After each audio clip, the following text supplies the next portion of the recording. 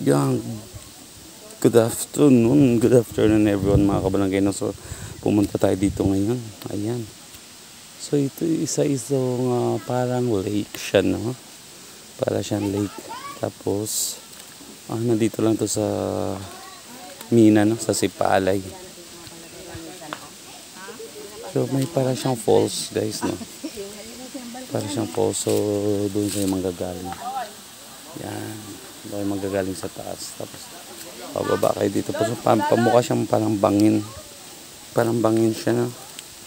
Na meron ditong mga cottage. So, ito, yung parang lake na ito, guys. Dahil nga sa sobrang Mina kasi ito before. So, parang ano siya talaga na. Napakalinaw ng tubig. Ganda. And, yan si Mayora, no? Napakaganda. Malinaw yung tubig. So, welcome to our first drop dito sa Sipalay City. Nasa Mina ito, guys. No, Mina, Sipalay. Yan, see. So, hindi ko alam kung na-feature na ito ng ibang mga nagbablog din. Pero yan. Wow! O, diba? So, bukal siya.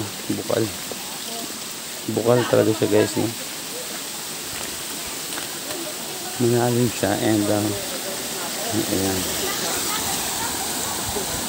See? Tapos malawak siya, guys. No? Parang ano siya, lake.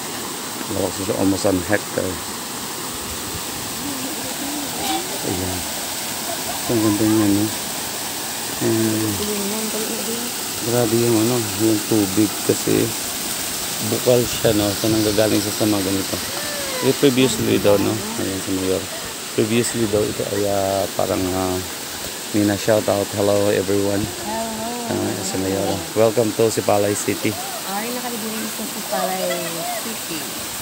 Pero dito kami sa may ilog. Tuburan na ito, ha? Kaya ang tubig nga haling bala sa mga tuburan. Nagaano siya, nagatubod na siya, tapos nagatipon di, oh. So tabang na siya, guys, no? Siguro kung estimate ito parang mga 2 offin na oval, no? Sobrang lawak nito, no? Parang kala mo talaga dagat na siya. So, sa gitna daw, hindi daw po yan nililiguan kasi sobrang lalim na. O, ayan, di ba? Ganda. So, bye for now. At maraming salamat sa mga nanonood ng video na ito. Thank you very much. Muli ang inyong mayor. Ang mayor na hindi politiko, hindi gwapo, malakas lang po talaga ang PL. Bye everyone. See you sa ating mga other updates, no, dito sa ating Explore the Negros. Nandito tayo sa Sipalay City. Thank you. Bye.